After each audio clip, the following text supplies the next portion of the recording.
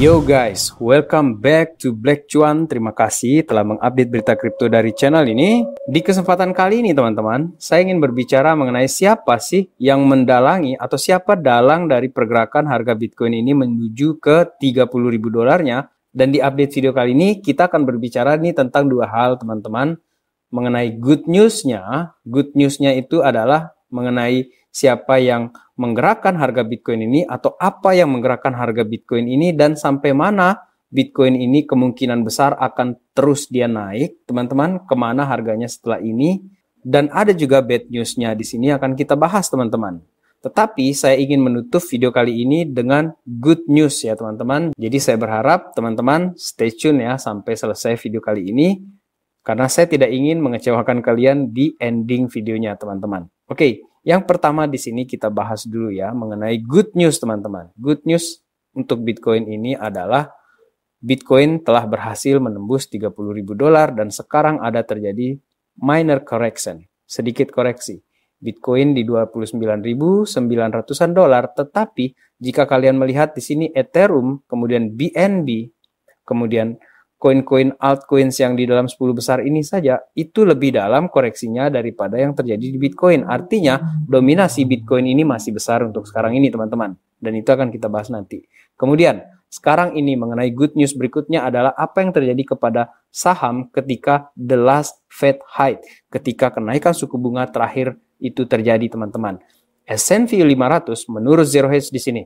S&P 500 returns-nya itu besar ketika terjadi ends of Fed hiking cycles. Jadi berhenti the Fed ini menaikkan suku bunga, teman-teman. Dan ternyata itu juga yang dicium aromanya oleh para investor-investor, teman-teman. Jadi investor ini sudah melihat sekarang ini memantau pergerakan dari the Fed ini ya, mengenai berhentinya mereka menaikkan suku bunga. Dan itulah yang membawa excitement ya di pasar ini sehingga Bitcoin ini menembus 30 ribuan dolar ya. Dan kalian bisa lihat juga ya, seperti di Kenal Kripto lah. Di Januari sama Februari itu ya, dia membahas dengan sangat detail sekali. Sylvester di sana menjelaskan ya mengenai pergerakan harga itu di drive oleh leverage ya pada saat itu menurut dia. Dan sampai 2 video di covers oleh Kenal Kripto. Jadi thank you banget ya kepada Bro Sylvester di sana sudah memberi edukasinya. Dan kali ini teman-teman, berkebalikan dari yang sudah dijelaskan Januari, Februari, ataupun awal Maret ya pergerakan harga Bitcoin. Kali ini saya akan kasih kalian mengenai good news-nya dari pergerakan harga Bitcoin ini dari Duo Nines ya. Sebelum kita membahas ini mengenai leverage ataukah spot market yang menggerakkan harga Bitcoin ini, saya bahas dulu good news dari Duo Nines di sini. Perjalanan menuju ke 36.000 is pretty clear now for Bitcoin. Ini perjalanan menuju ke 36.000-nya betul-betul jelas, bening, sebening kaca lah. Meskipun ya di 32 itu akan ada bump, ada semacam resisten yang cukup kuat lah di sana, teman-teman. Karena kalau kalian lihat di sini ya, di pergerakan antara level 32 ini ada banyak sekali support and resisten di sini, teman-teman. Kemudian apa yang akan terjadi adalah jika mulus ini pergerakan ini tidak diganggu oleh FUD FUD, maka 36.000 sepertinya akan terjadi. Dan untuk teman-teman yang bilang tentang Black Cuan ini telat ikut banknya atau telat beli banknya gitu kan. Jujur ya, di beberapa waktu yang lalu atau sebulan yang lalu ya, saya mengupload video mengatakan bahwa di akhir Maret itu Bitcoin sudah menembus 30.000. Dan ternyata meleset-meleset dikit lah timeline saya di situ, teman-teman. Ternyata di awal, ya kita bilang awal lah ya, sebelum tanggal 10 kan, atau tanggal 10 itu kenaikan Bitcoin ke 30 ribuan dolar kan. Dan ternyata itu mirip kejadiannya atau persis kejadiannya seperti itu. Jadi saya tidak menyatakan bahwa saya jago gitu kan, mengumpulkan berita-berita kemudian menginformasikan, enggak. Saya hanya ingin mengklarifikasi di sini bahwa investasi saya di Bitcoin ini teman-teman ya betul-betul untuk long term, dan saya selalu bilang kepada teman-teman untuk let's enjoy the ride lah kita di sini, teman-teman. Kita nikmatin perjalanannya. Kalau dia naik itu ya biarin dia naik, kalau dia pullback ya kita beli. Nah, sekarang ini kan 36K nih.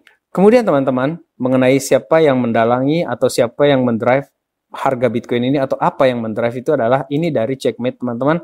Checkmate ini ada thread-nya, dia cukup panjang di sini, teman-teman, mengenai siapa yang mendrive atau apa yang mendrive mengenai pergerakan harga Bitcoin yang bagus ini.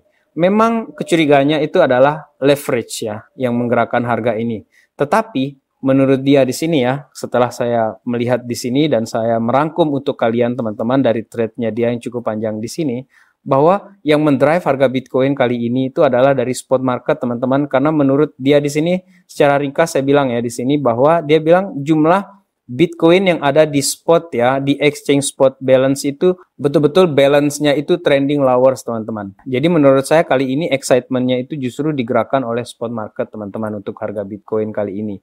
Dan biasanya kalau dari spot itu bertahan lebih lama dia untuk pergerakan harganya ketimbang yang leverage. Leverage itu cepat sekali dia disapu long, disapu short kayak gitulah, cepat dia bergerak. Bahkan pergerakannya tuh kayak tidak permanen gitu. Kalau di spot market itu ya kita bisa bilang mungkin kayak semi-semi permanen kayak gitulah. Kemudian teman-teman, inilah yang ingin saya jelaskan kepada kalian mengenai good news lagi di sini ya, bahwa Steve Kutney di sini menyatakan dengan candle bulanannya Bitcoin ini di bagian MACD-nya teman-teman, untuk analisa di MACD-nya dia ini udah mau crossing nih, hanya saja masih di bawah histogram ya di sini ya. Jadi kalau dia sudah berada di atas 50 ini teman-teman ya, maka di sini sudah positif sekali pergerakan untuk Bitcoin. Dan sekarang ini kita menunggu nih seperti apa. Dan karena ini candle bulanan teman-teman, di dalam candle 1 bulanan itu apapun bisa terjadi. Seperti kalau kalian lihat di sini, di garis putih ini adalah 19.500 dan di sini ada 29.000 dolar teman-teman. Jadi di dalam 1 bulan ini bisa terjadi putaran harga ya, atau volatilitas harga itu dari level 19 sampai 29. Jadi di area inilah dia akan bermain. Apalagi kalau ini konfirmasinya betul-betul strong di sini dengan volume yang besar, dia di dalam time frame yang besar ini ya, time frame yang 1 bulan ini teman-teman. Maka di dalam 1 bulan ke depan ini kita akan lihat seperti apa pergerakannya ataupun volatilitasnya itu akan seperti apa teman-teman. Kemudian ini bagian bad news-nya teman-teman, supaya kita tidak salah di sini. Bad news-nya di sini menurut saya ya, bad news tetapi akan menjadi good news. Kenapa begitu ya? Kalau ini benar-benar in play atau berlaku dia, maka kemungkinan harga Bitcoin ini akan turun seperti yang diskenariokan atau dianalisa oleh Steve Kutney di sini. Dan itu artinya di pullback itu kita bisa isi muatan. Karena ini kan dengan time frame yang lebih kecil, di sini harga sedang naik. Kemudian kalau kita lihat ini kayaknya volume di ujung-ujung ini sudah mulai berkurang ya, jadi bahan bakarnya mungkin sudah mulai berkurang. Sementara di RSI-nya di sini teman-teman itu terjadi kebalikannya, dia malah penurunan. Bahkan di sini sudah jenuh di sini dia, udah jenuh di sini. Dan ini untuk time frame yang lebih short ya, lebih pendek ya. Kalau tadi kita lihat yang di sini tuh yang bulanannya. Kemudian teman-teman, ini yang ingin saya jelaskan mengenai Il Capo Crypto di sini teman-teman, dengan bagaimana kita menyikapi kejadian-kejadian yang ada di ekosistem kripto ini ya. Il Capo Crypto ini teman-teman betul-betul konsisten dia, betul-betul konsisten dengan idealismenya dia bahwa ini masih bear market dan ini adalah bear market rally teman-teman. Dan dia dengan humble di sini menyatakan pendapatnya bahwa yes, of course, I didn't see this bounce coming. Ya, benar, saya tidak menduga, saya tidak expect bounce ini datang. Jadi selamat buat kalian yang sudah membeli Bitcoin di harga 15 sampai di 30K itu sudah profitnya 80% lah, kita bilang seperti itu. Karena kenaikan Bitcoin tahun ini saja itu sudah 80%. Dan dia respect terhadap orang-orang itu. Dan dia tidak respect kepada orang yang sekedar salty, teman-teman. Sekedar salty, artinya betul-betul hidupnya itu penuh dengan ngejek-ngejekin orang lain gitu.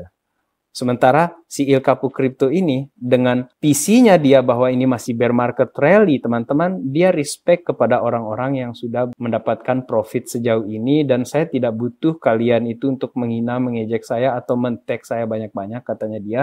Makanya dia bikin ini postingan, I will continue to ignore the noise after this.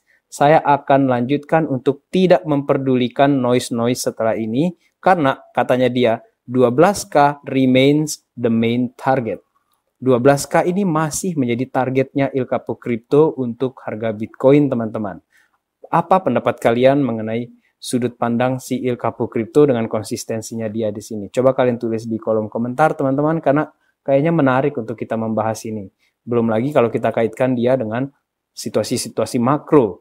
Karena yang terbaru saja ini kan parah banget di Amerika. Salah satu contohnya itu adalah ada toko di San Francisco sana itu terpaksa tutup karena tinggi sekali angka pencurian, angka maling, atau angka orang-orang yang datang ke toko tersebut dan bikin kegaduhan. Gara-gara ekonominya nggak bagus gitu kan. Yang ditampilkan ke media-media itu yang bagus-bagusnya saja.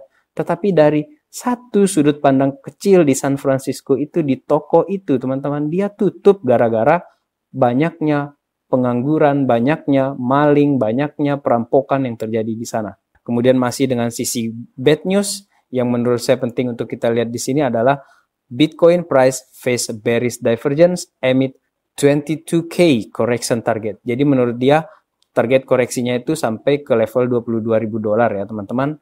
Sementara kalau kita lihat dari Steve Kutney di sini, koreksinya itu ada kemungkinan ya untuk pullback-nya itu menurut saya di sini bisa sampai ke 19,5K. Kalau skenario itu yang terjadi teman-teman. Tetapi dari Cointelegraph di sini 22K koreksinya teman-teman. Ya memang ini merupakan gabungan dari para analis ya yang dikutip oleh dia teman-teman. Kemudian di sini ada satu analis yang menarik ini dari CryptoQuant ya di sini. Dia ini memberi warning seperti dikatakan di judul berita di sini. Saya perbesar ya di sini. Dari CryptoQuant ini ada terjadi bearish divergence seperti itu tadi teman-teman ya. Makanya saya katakan kalau memang dia akan ngetes di basis ya, basisnya itu ada nih di 19.600 ya. Di kisaran ini, seandainya ini betul-betul in play teman-teman. Makanya fungsinya ketika saya berbicara seperti ini adalah bukan untuk menakut-nakuti teman-teman yang sudah excited banget dengan pergerakan harga Bitcoin kali ini, tetapi kita punya gambaran ya bahwa ada skenario buruk loh yang terjadi, dan kalau itu terjadi, kita sudah siap dan kita tidak kaget lagi. Tetapi apabila skenarionya harga Bitcoin ini malah naik, terbang terus ini dari level 29.000 yang sekarang ini teman-teman, ya kita senang-senang juga lah. Karena kan kita sudah beli nih dari 2022 ketika harga turun, saya di sini konsisten bilang kepada teman-teman, ini adalah momen kita akumulasi, tetapi tetap melakukan Dior. Lakukan itu berdasarkan keputusan kita mandiri dan setelah melakukan riset secara mandiri. Dan tetap konten di dalam Black Cuan ini merupakan not financial advice guys. Jadi kalian yang menentukan sendiri. Saya di sini mengajak kalian sharing saja di sini kalau yang mau sharing. Dan bagi yang tidak suka dengan konten Black Cuan juga tidak ada masalah. Kalian ketik like atau dislike di video kali ini juga nggak apa-apa. Tetapi buat kalian yang mungkin senang berbagi dengan kita di sini di Black Cuan di kolom komentar, kalian bisa like video ini, bisa subscribe di sini, dan bertanya di sana atau komentar di sana. Dan saya pastikan saya akan berusaha untuk maksimal ya membalas komentar kalian. Meskipun agak-agak telat teman-teman. Dan balik lagi ke materi kita di sini, Bitcoin ini, di bearish divergence-nya ini teman-teman, memang skenario-nya seperti itu. Tetapi apakah ini akan bikin kita panik? Menurut saya tidak. Kita bersiap-siap sajalah dengan skenario terburuknya. Kalau skenario yang baik-baiknya kan, ya kita enjoy saja. Let's enjoy-nya teman-teman.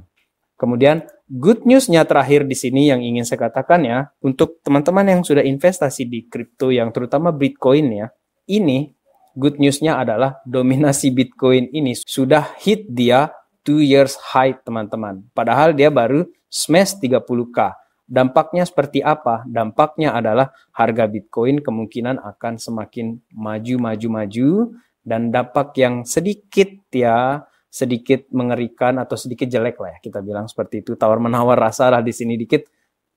Altcoins kemungkinan akan bleeding apabila dominasi Bitcoin ini terlalu besar teman-teman.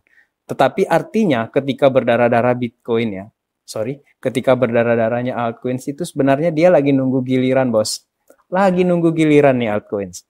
Dan begitu dominansnya Bitcoin ini turun teman-teman, altcoins ini akan outperform Bitcoin lebih gila. Contohnya Shiba.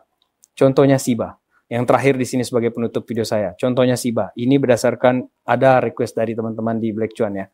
Shiba ini memang sekarang ini kelihatan kayak nggak gerak. Asli kayak nggak gerak. Kalah dengan Doge, kalah dengan koin-koin yang lain.